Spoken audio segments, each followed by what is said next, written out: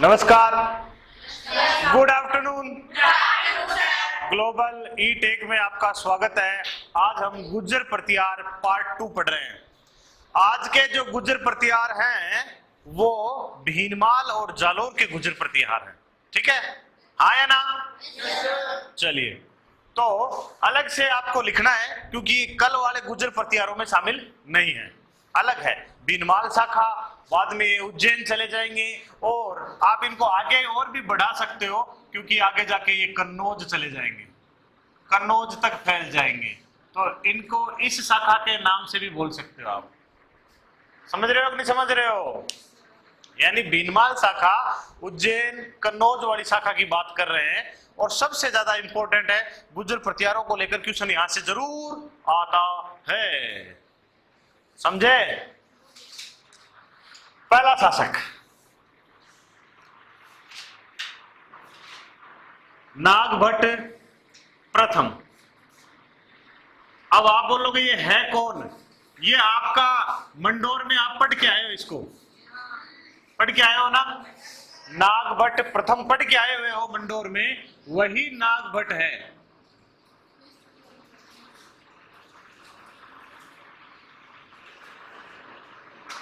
वही नागभट्ट है। नागभट्ट प्रथम। जी जी जी, ठीक है। अब देखो, पहली बात जो आपको इसके बारे में लिखनी है वो ये है, चावड़ों से भीनमाल छीन लिया। किसने? तो इस तरह से ये भीनमाल पहुंचा। भीनमाल पे चावड़ों का अधिकार था, चावड़ वंश था, उनसे भीनमाल छीना और भीनमाल पर अधिकार कर लिया। पहली बात नागभट्ट प्रथम के बारे में, तब ये भीनमाल पहुंचेंगे। समझे? चलो, दूसरी बात, इसने उज्जैन को, इसका नाम यह भी मिलेगा आपको, अवंतिका। उज्जैन को दूसरी राजधानी बनाया। पहली भीनमाल रही और यहां पे इन्होंने उज्जैन को दूसरी राजधानी बनाया। आपसे पूछ ले, उज्जैन को राजधानी किसने बनाया? नागभट्ट प्रथम ने। Very good.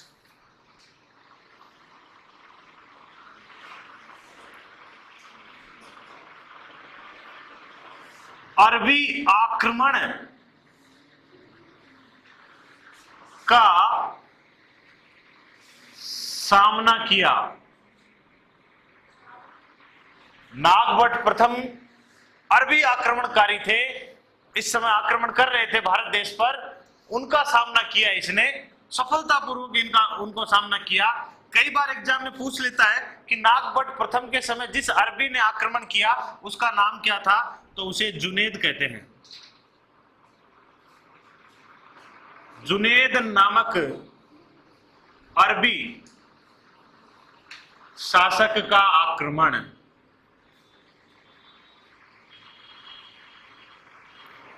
जुनेद नामक अरबी शासक का आक्रमण। आगे देख लेते हैं। इन्होंने जालोर दुर्ग का निर्माण करवाया है भैया।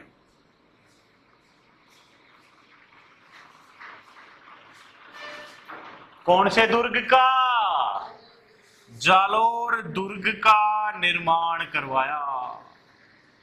ये भी इनकी उपलब्धि है। चावड़ों से भीनमाल छीना, दूसरी राजधानी उज्जैन को बनाया, अरबी आक्रमणों का सामना किया और जालोर दुर्ग की निर्माण किया, जालोर दुर्ग को बनाया।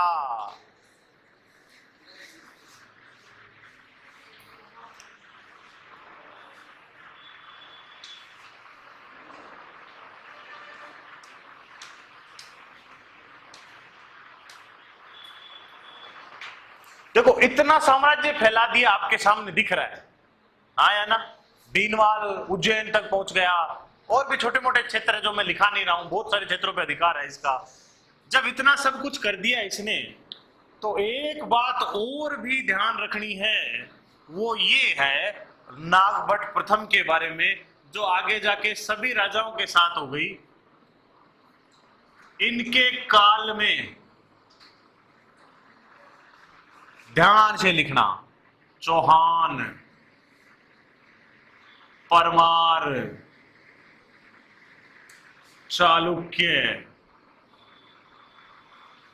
चंदेल,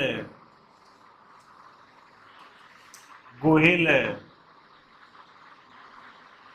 इनके काल में ये सभी राजस्थान के बेहतरीन बेहतरीन वंश हैं, ये सब के सब। कौन कौन से? चौहान, परमार, चालुक्य, चंदेल, गुहिल। समझ रहे हो कि नहीं समझ रहे हो, है ना? गुहिल, इनके सामंत के रूप में, इनके सामंत के रूप में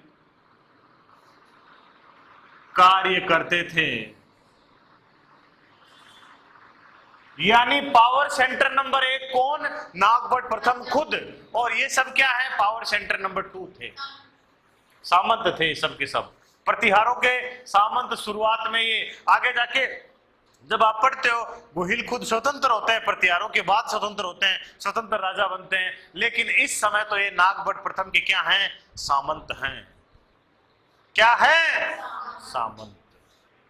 समझे? चलिए,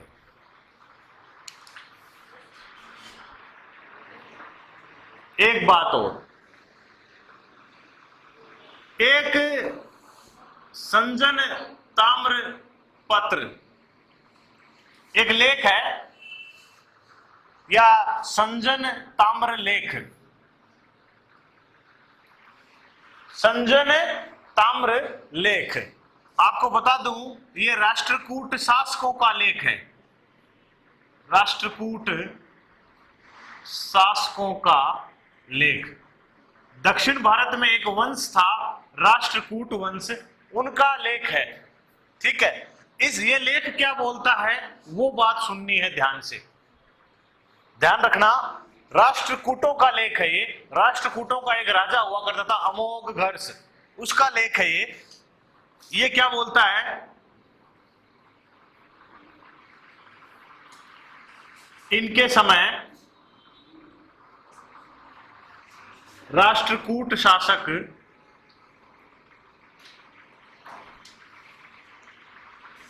नाम है दंती दुर्ग। क्या नाम है जी? दंती दुर्ग। आपको बता दूं, राष्ट्रकूटों का संस्थापक है ये, ठीक है ना? दंती दुर्ग राष्ट्रकूटों का संस्थापक है। इनके समय दंती दुर्ग ने उज्जैन में हिरण्य गर्भ धारण, हिरण्य गर्भ धारण नामक यज्ञ किया, तथा इस यज्ञ में नागभट्ट ने प्रतिहार की भूमिका निभाई। प्रतिहार का मतलब समझ गए होंगे, कल समझाया था, द्वारपाल, रक्षक, समझ गए? प्रतिहार की भूमिका निभाई।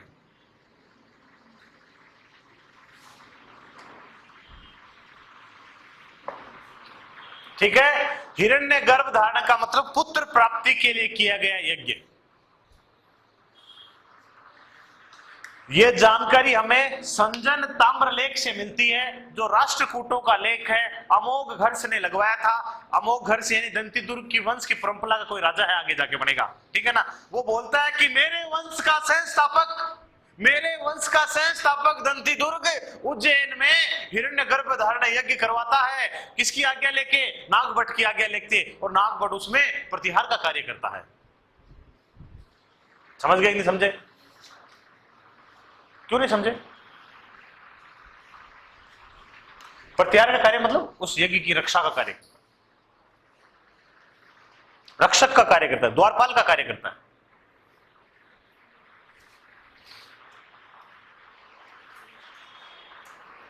और ये यज्ञ किस लिए किया जाता है? पुत्र प्राप्ति के लिए किया जाता है। करवाया किसने? दंती दुर्ग ने। कहां हुआ? उज्जैन में हुआ। किसके समय हुआ? नागभट्ट प्रथम के समय हुआ। हो गया?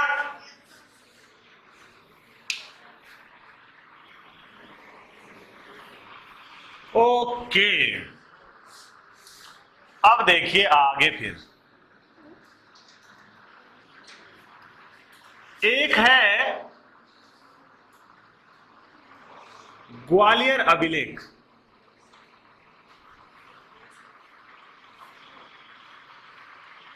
आगे आपको बताऊंगा ये अभिलेख किसने बनवाया है।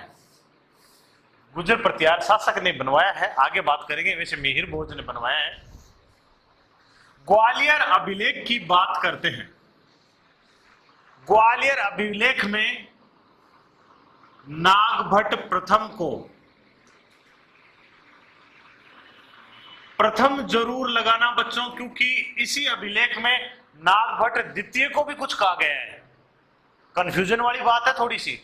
नागभट्ट प्रथम को, इसलिए मैं यहां पे ये चीज अलग से लिख रहा हूं। क्या बोला गया है? एक बात, मल्लेच्छों का नाशक, मल्लेच्छों का नाशक, ठीक है। और दूसरी बात बोली गई है लक्ष्मण के वंशज,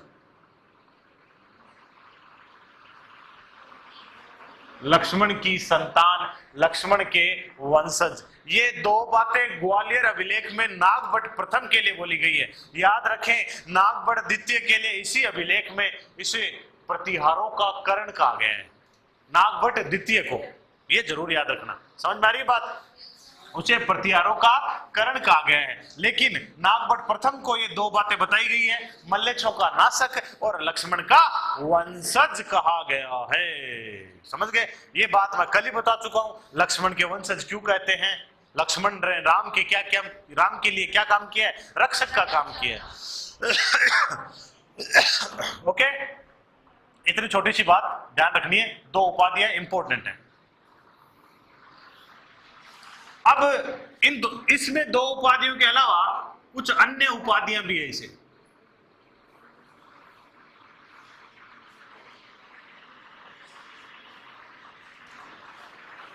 ध्यान से लिखना, यह भी पूछा जा सकता है। जैसे इसे कहते थे नागावलोक। क्या कहते थे रे? नागावलोक, ठीक है। दूसरी बात, नारायण की मूर्ति का प्रतीक।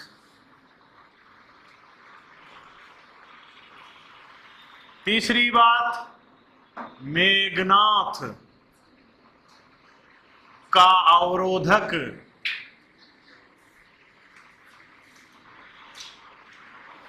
मेघनाथ को किसने रोका था? रामायण के अनुसार लक्ष्मण ने रोका था। अरे पहली बार वो बाण लग गया था, संजीवनी लेके आए थे, हाँ या ना?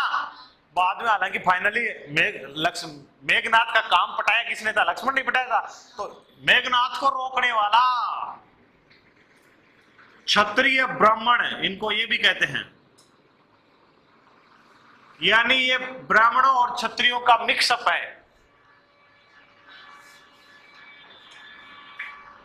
इंद्र के गर्व का नाशक,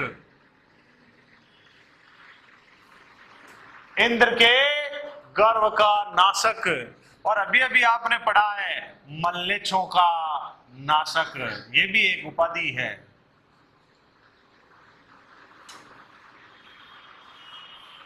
मल्लेच्छों का नाशक।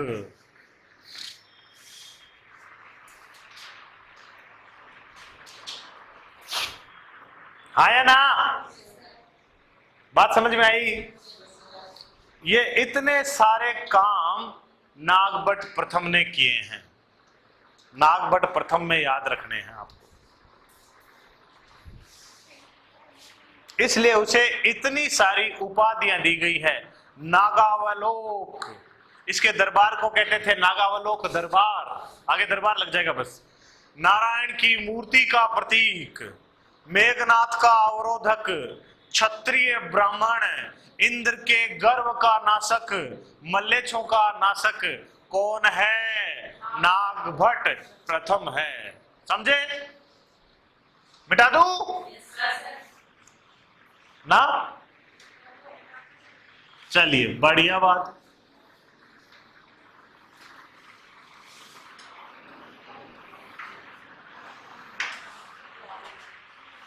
अब देखो, नागभट्ट का पोता आएगा, बेटा आता है बीच में थोड़े समय के लिए, नहीं याद करना। नागभट्ट का पोता ही सीधा लिखना है। नाम है वत्सराज। क्या नाम? अरे वत्सराज प्रतिहार।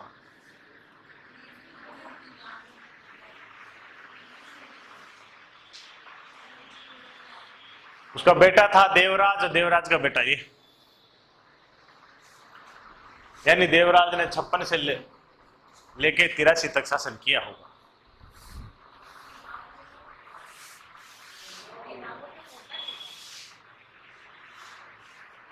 क्यों?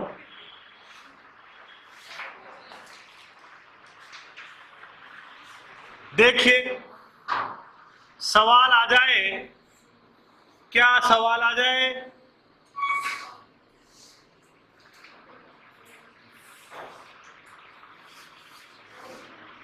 गुर्जर प्रतिहार वंश का वास्तविक संस्थापक। देखो मेरे लाडलो, अगर आपसे पूछे संस्थापक, जालोर भीनमाल शाखा का संस्थापक, ठीक है, या फिर शाखा न देकर अगला 4 ऑप्शन ही कुछ ऐसे देगा और इतना ही बोल दे गुर्जर प्रतिहारों का संस्थापक, ऑप्शन के हिसाब से उत्तर होगा ना। अगर उसमें ऑप्शन होगा रज्जिल तो रज्जिल उत्तर होगा, वहां नागभट्ट नहीं होगा, है ना। अगर ऑप्शन में रज्जिल उस शाखा का कोई लेना देना नहीं रखना चाहता अगला, तो इसमें से 4 उत्तर होगा, तो नागभट्ट प्रथम उत्तर होगा। अगर आपसे पूछे वास्तविक संस्थापक, तो उत्तर क्या होगा? वत्सराज होगा। समझ गए नहीं समझे? ध्यान रखना, कई बार शाखा दे देगा, कई बार नहीं देगा, नहीं दे तो भी आपको ध्यान में रखना है, क्योंकि ऑप्शन के आधार पर तय होगा उत्तर क्या है। हाँ, आगे देखिए उपाधि।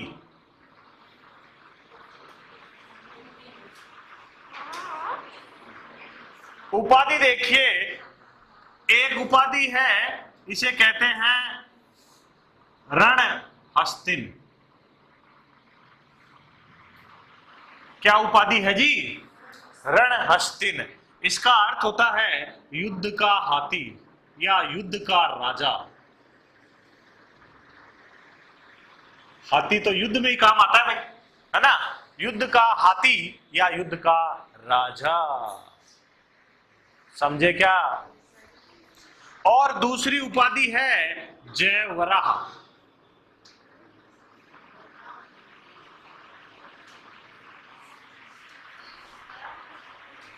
जयवराह। और ये क्यों है भाई? ये आप इसलिए कह सकते हो, भागवत धर्म यानी वैष्णव धर्म। कौन सा धर्म है? भागवत धर्म, वैष्णव धर्म, भागवत धर्म, हिंदू धर्म, ठीक है, सनातन धर्म को संरक्षण देने के कारण,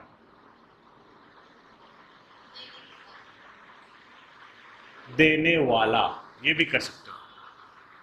तो रणहस्तिन और जयवराह 2 उपाधियां याद रखनी है आपको।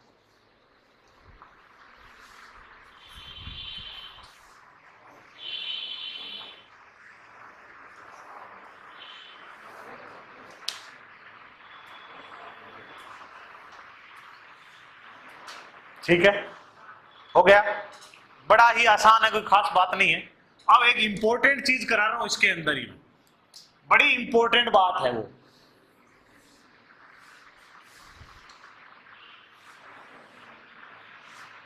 कई बार एग्जाम में आ जाता है त्रिकोणीय संघर्ष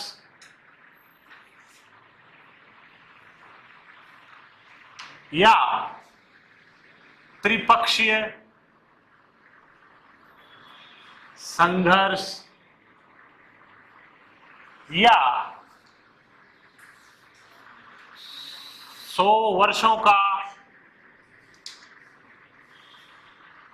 संघर्ष। ये एक सवाल बन जाता है कई बार। त्रिकोणीय संघर्ष, त्रि माने तीन, तीन कोणों का संघर्ष। त्रिपक्षीय संघर्ष, त्रि माने तीन, तीन पक्षों का संघर्ष। 100 वर्ष का संघर्ष यानी एक ऐसा संघर्ष जो 100 वर्ष में जाके खत्म हुआ। समझे? हाँ या ना? अब देखो ये जो संघर्ष हुआ है ना, ये उत्तर भारत से शुरू हुआ, ये दक्षिण भारत में भी शुरू हुआ, दक्षिण भारत का भी लेना देना है इसमें, और आप यूं कहो पूर्व भारत का भी लेना देना है, यानी बंगाल, बंगाल का भी लेना देना है इसमें। हाँ या ना? अगर मैं मैप बना दूं आपको ऐसा कुछ, तो इसमें इस इलाके का लेना देना है, इस इलाके का लेना देना है, और इस इलाके का भी लेना देना है। समझे कि नहीं समझे? तो आपसे पूछेगा इस इलाके में कौन, तो इस इलाके में आपको याद रखना है गुर्जर प्रतिहार। कौन है भाई? गुर्जर प्रतिहार। ठीक है। इस इलाके में कौन का? राष्ट्रकूट। कौन? राष्ट्रकूट। इस इलाके में कौन का? पाल। ये सब वंश है। समझे? अब जब ये संघर्ष हुआ तो उस समय शुरू हुआ, तो उस समय राजा कौन थे? तो गुर्जर प्रतिहारों की बात करें तो आपको लिखना है वत्सराज। आया ना? राष्ट्रकूटों में लिखना है ध्रुव प्रथम। आया ना?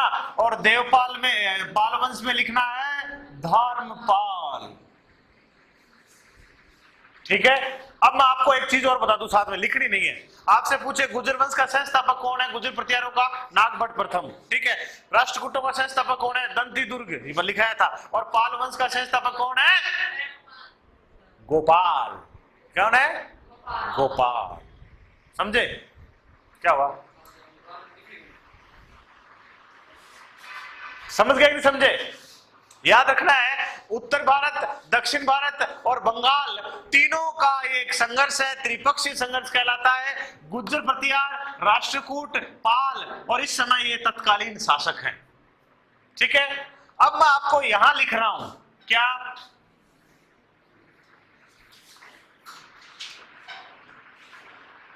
इस संघर्ष का आरंभ वत्सराज के समय हुआ। आपसे पूछे गुर्जर प्रतिहारों की ओर से वह शासक बताइए जिसमें त्रिपक्षीय संघर्ष प्रारंभ हुआ। जबकि प्रारंभ ही नहीं, ये लाइन बोल, मैं एक्चुअली में ऐसा बोल दूं तो भी सही है। वत्सराज ने त्रिपक्षीय संघर्ष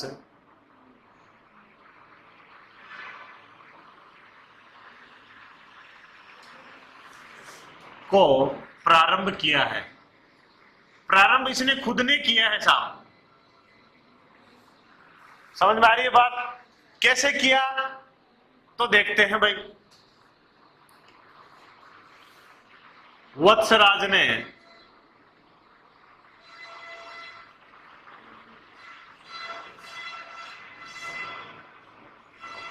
कन्नौज के शासक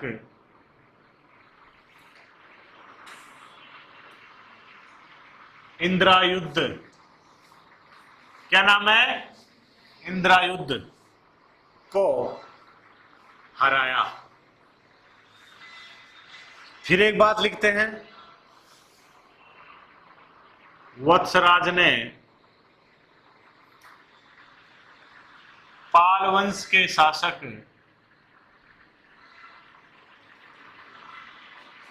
धर्मपाल को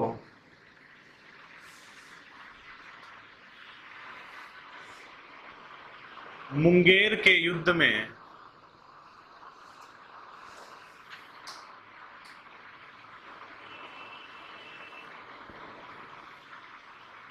पराजित किया।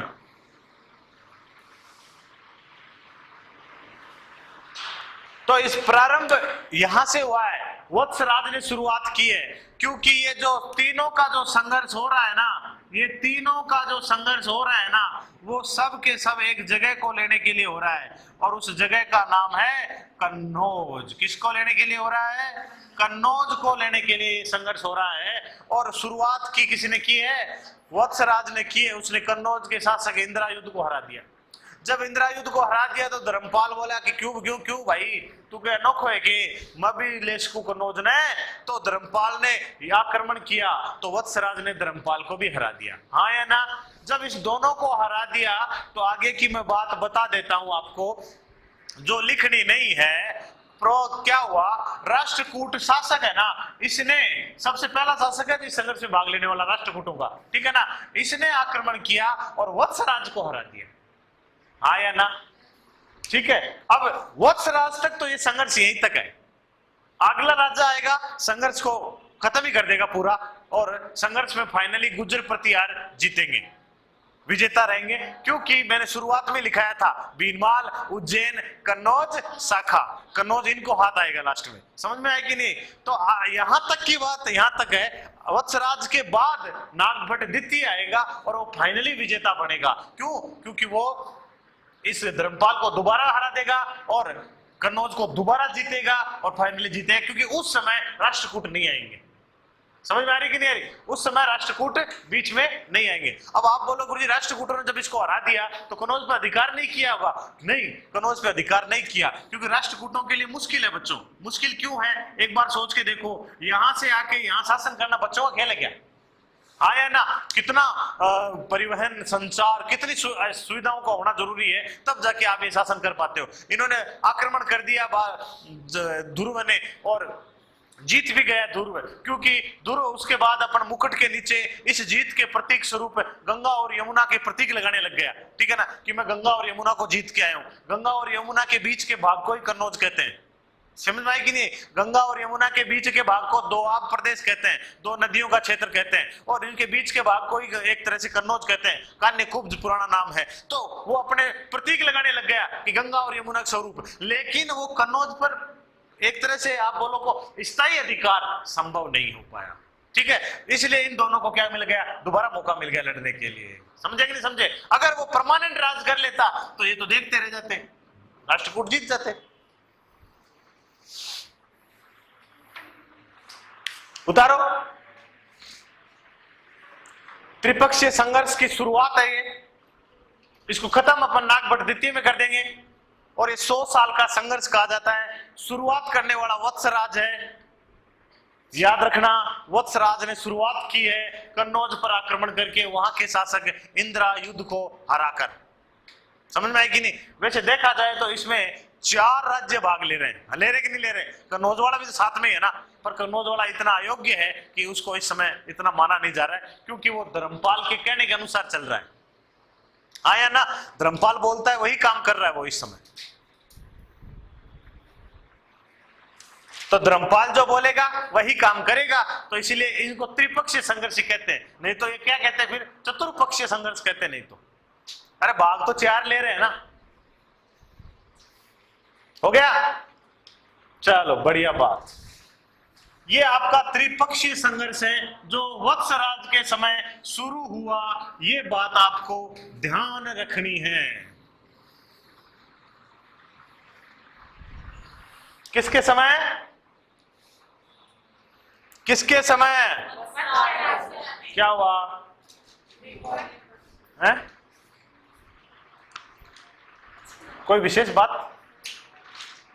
कोई चीज समझ में नहीं आई? आ गई? चलो अब कुछ और बातें वत्सराज की कर लेते हैं थोड़ी सी।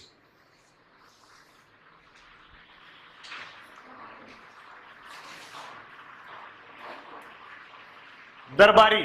नंबर 1 उधोतन सूरी। एक दरबारी रहते हैं, इनके दरबार में नाम है उधोतन सूरी।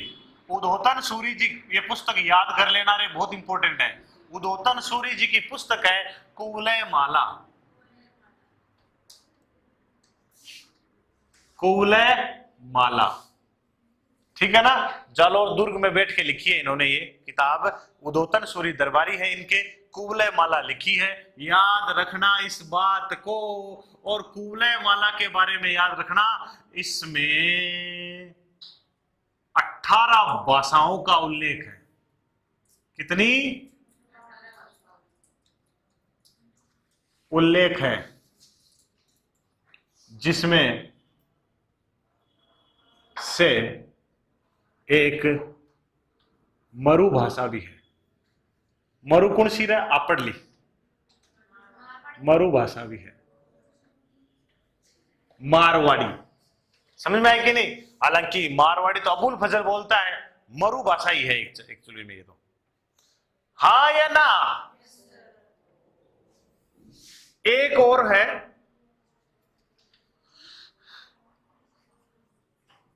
जीन चंद्र सूरी। इनकी पुस्तक है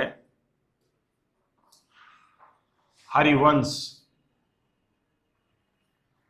हरिवंश ये एक जैन धर्म की पुस्तक है, क्योंकि जीन चंद्र सूरी जी जैन धर्म से संबंध रखते थे, ठीक है ना। उनकी पुस्तक है ये हरिवंश। और ये पुस्तक क्या कहती है? गुज्जर प्रतिहार। ये पुस्तक कहती है एक्चुअली में, जो कहती है वैसा ही लिख लो। वत्सराज उज्जैन का शासक है। कहां का शासक है? उज्जैन का शासक है। वत्सराज उज्जैन का शासक है। बंद करें। वत्सराज उज्जैन का शासक है। कौन बोलता है ये बात? जीन चंद्र सूरी बोलते हैं, जीन सेन सूरी बोलते हैं। चंद्र बोल दो, सेन बोल दो, बात एक ही है।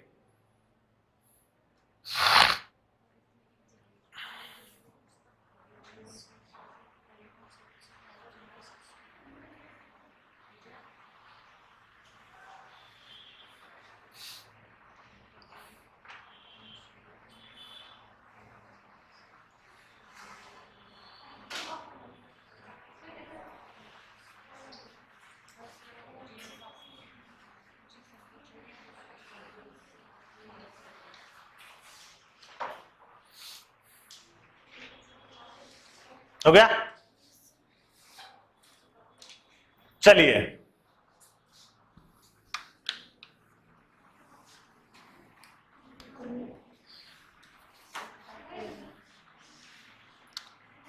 एक जगह है भीनमाल। कहां पे है? जालोर। एक जगह है, क्या नाम है? भीनमाल। और है कहां पे? जालोर में है। पुराना नाम श्रीमाल इसका, ठीक है। और साहब वीर्य क्या, वो एक बात याद रख रही है, वत्सराज ने यहां राजसूय यज्ञ किया। कल ही बताया था, राज तिलक पे होता है, तो इसका राज तिलक, इसका मतलब भीनमाल में हुआ है, ठीक है। एक जगह है, एक तो ये जगह हो गई आपकी, ठीक है। एक जगह है साहब, ये नाम है ओशिया।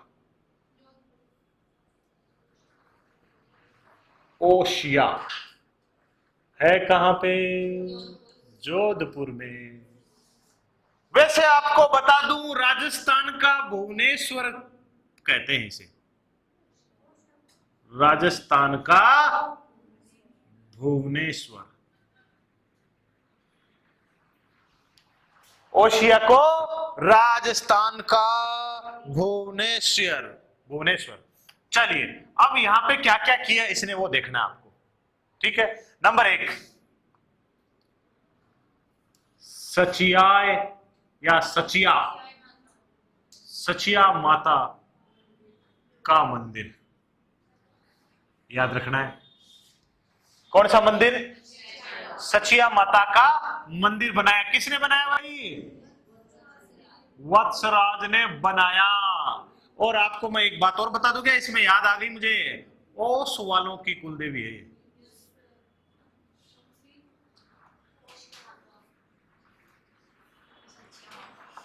किसकी कुलदेवी है? ओस वालों की। फिर आता है दूसरा, महावीर जी का जैन मंदिर। ये इंपॉर्टेंट बात है भैया, ओशिया में बनाया इन्होंने। ये इंपॉर्टेंट बात है। क्यों इंपॉर्टेंट बात है? तो आगे लिखना, राजस्थान का सबसे प्राचीनतम ज्ञात जैन मंदिर कहां पर है? ओशिया में है। बनाया किसने? समझ गए कि नहीं समझे? राजस्थान का सबसे प्राचीनतम जैन मंदिर है महावीर जी जैन मंदिर, ओशिया। ज्ञात मतलब जिसे हमें पता चला है, इससे पुराना मंदिर मिला ही नहीं अपने को। कितनी राजी हो रही है, मत्थे ही राजी हो रही है।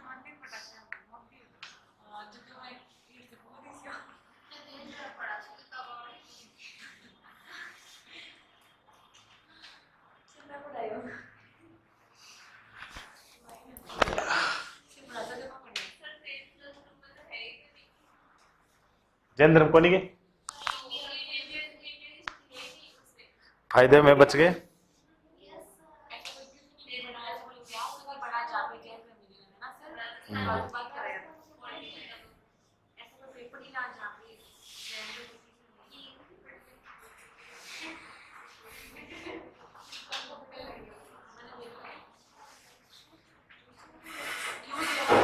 बाप रे, हो गया। तो ध्यान रखनी है, भीनमाल और ओशिया। ओशिया इंपोर्टेंट है वत्सराज के समय।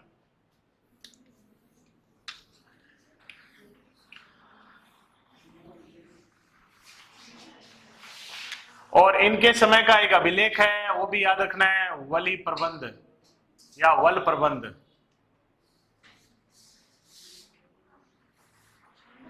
अभिलेख है, और ये अभिलेख याद रखना, इसमें सती प्रथा व नियोग प्रथा की जानकारी मिलती है।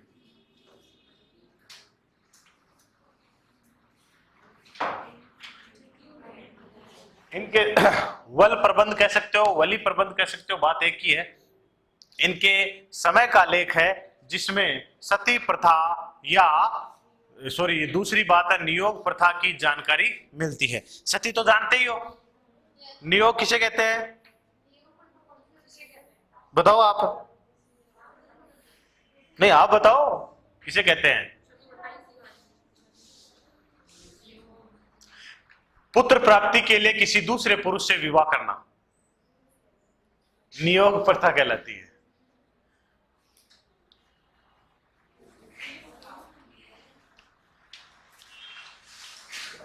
चलिए आगे बढ़िए।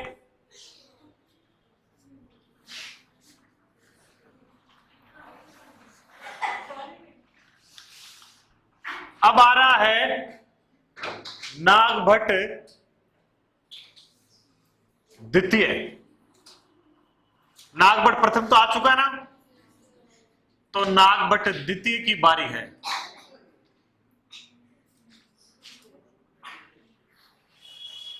नागभट्ट द्वितीय की बारी है। देखिए सेम टू सेम जो पहले वाले थे, इनके दरबार को भी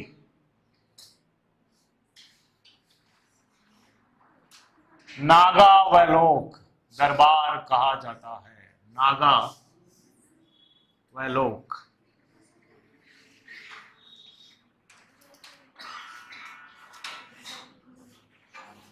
कहा जाता है, समझे? इनको भी यही कहा जाता है। सेम टू सेम बात याद रखनी है।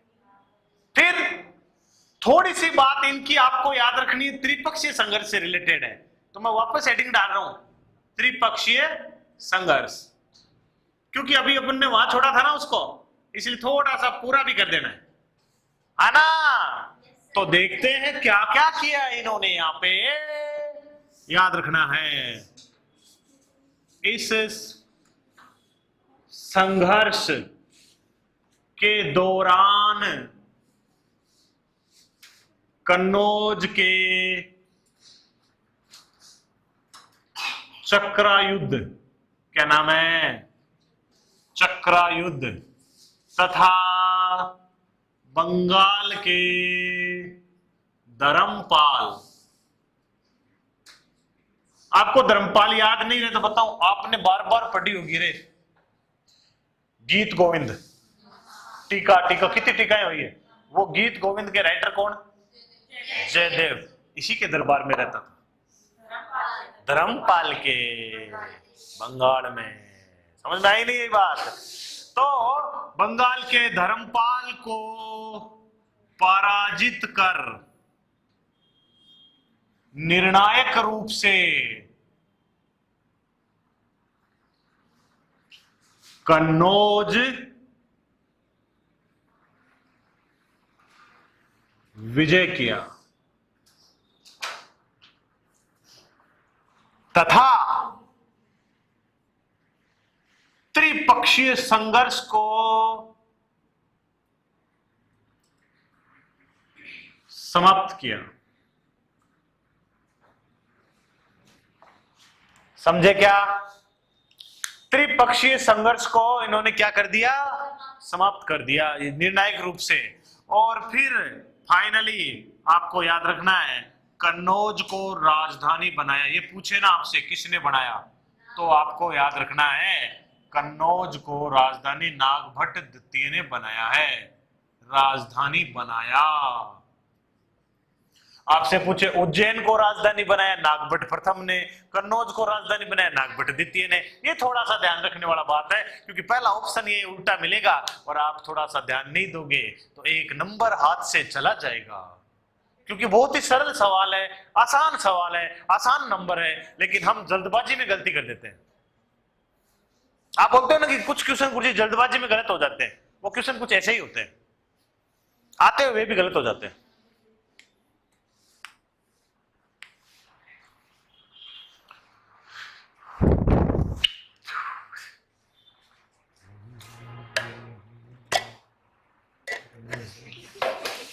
आगे पूरा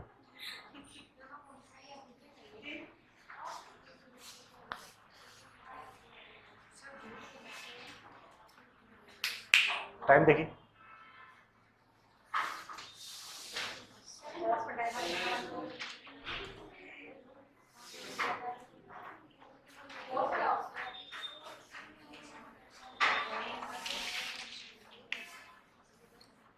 दो तीन हो गया।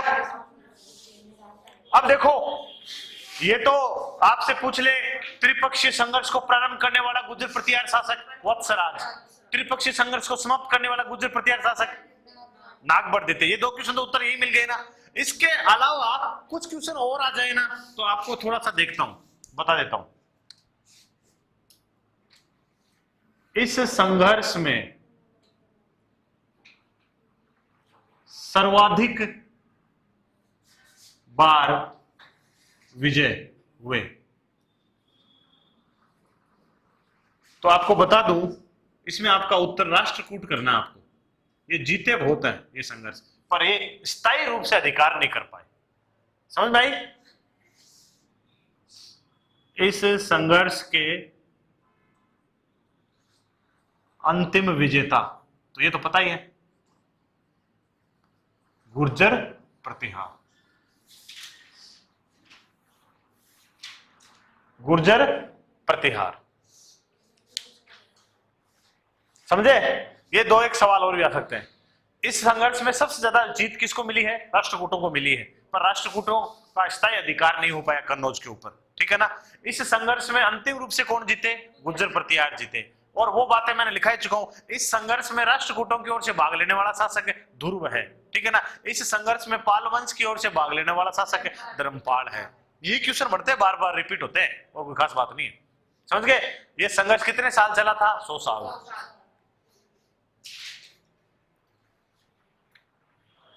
हो गया। तो ध्यान रखना है, त्रिपक्षीय संघर्ष का एंड किया इन्होंने। चलिए कुछ और बातें कर लेते हैं इनकी। तो एक अभिलेख है, दो अभिलेखों की बात करते हैं पहले, है ना। ग्वालियर अभिलेख वापस आ जाओ, क्योंकि ये मिहिर भोज ने बनाई है, तो इसमें तो मतलब सीधा सा अर्थ है गुर्जर प्रतिहारों का इतिहास मिलेगा, है ना। तो ये बार बार आएगा, ग्वालियर अभिलेख, ग्वालियर अभिलेख। मिहिर भोज, अभी इसका बेटा जस्ट आने वाला पोता, आने वाला राजा है। अभिलेख कौन सा? ग्वालियर, ठीक है ना। अब इस ग्वालियर अभिलेख में याद रखना है एक बात, तो ये याद रखनी है आपको,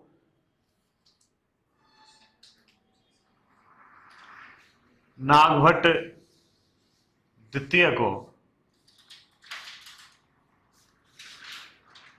प्रतिहारों का कर्ण कहा है। क्या कहा गया है? प्रतिहारों का कर्ण कहा है। कौन से में? ग्वालियर में। याद रखना इस बात को। इसी ग्वालियर अभिलेख में एक दूसरी बात भी बोली गई है, इसी की बात बोल रहा हूं, अलग से नहीं है, दूसरी बात बोल रही है। नागभट्ट द्वितीय का, नागभट्ट द्वितीय का मत्स्य, वत्स्य, किरात, मत्स्य, वत्स्य, किरात, तुरुस्क,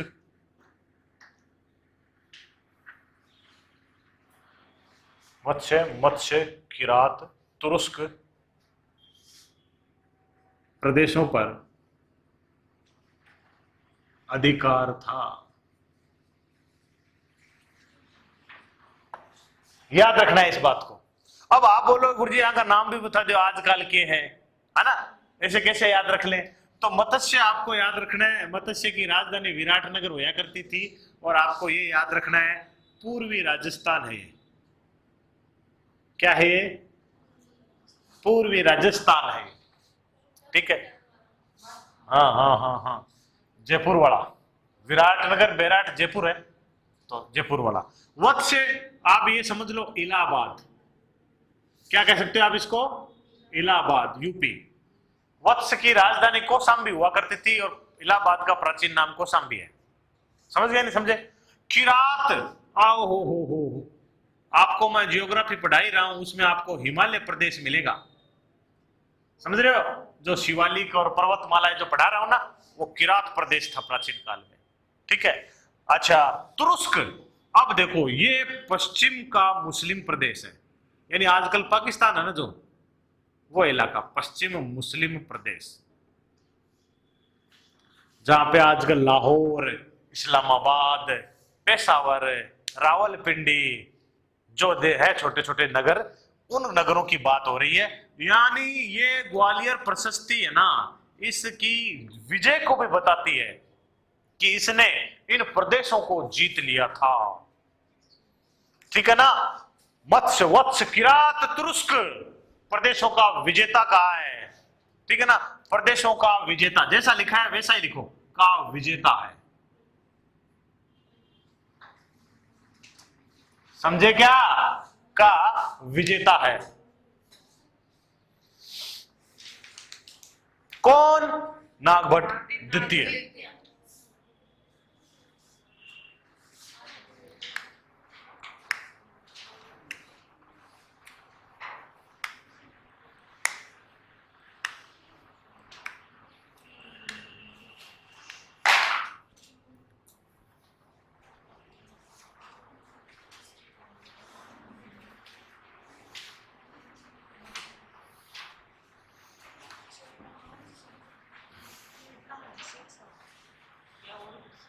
इतिहास इतिहास हो जाएगा।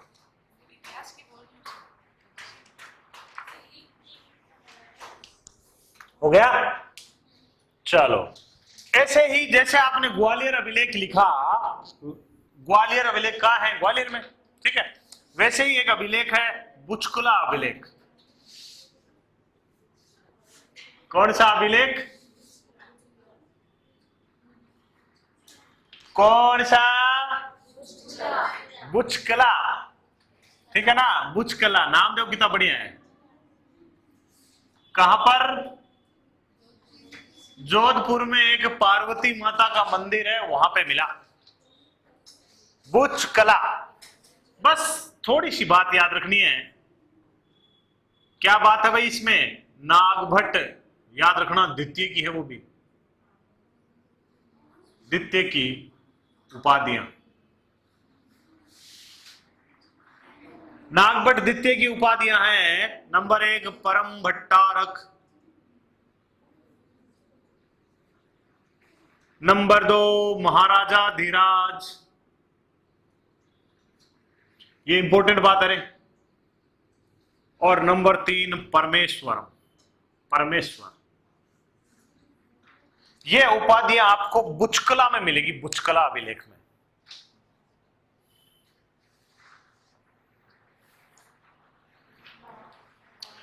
एक बार आना इधर।